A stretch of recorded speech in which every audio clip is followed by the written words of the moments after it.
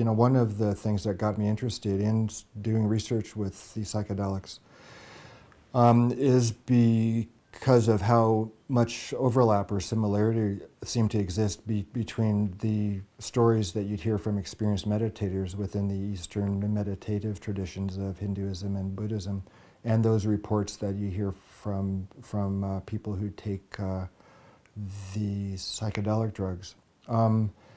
And actually, it always seemed to me there must be some way of combining the two fields, that perhaps you can maybe be inspired to become a Buddhist or a Hindu through the psychedelic experience. And there are a handful of papers that have described that quite a few people got their start as Buddhists or Hindus from a big LSD flash.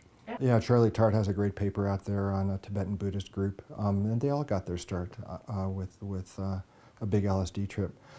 And I went to a Zen temple in my early 20s, and you know, ever the scientist, every chance I got to speak to a monk one-on-one, I asked every one of them if they had tripped on psychedelics and how important their trips were in their decision, you know, to become a monk. And I'd say 99% of these junior monks in their 20s all got their start on LSD. And you know, I first went up to the monastery in 1973 or 74. Yeah, and I was in my early 20s. They were all in their early 20s.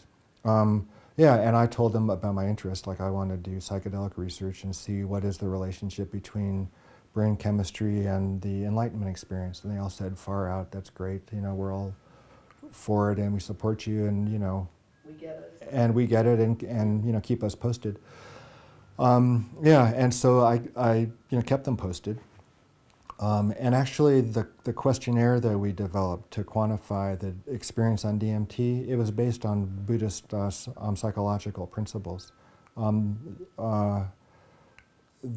There's a school of Buddhism, or a you know, branch of Buddhism, which is called the Abhidharma, and it's the, you know, psychological part of, you know, Buddhism, and it divides all mental experience into a complex or a constellation of a finite number of mental constructs, like perception and cognition and emotion, those kinds of things.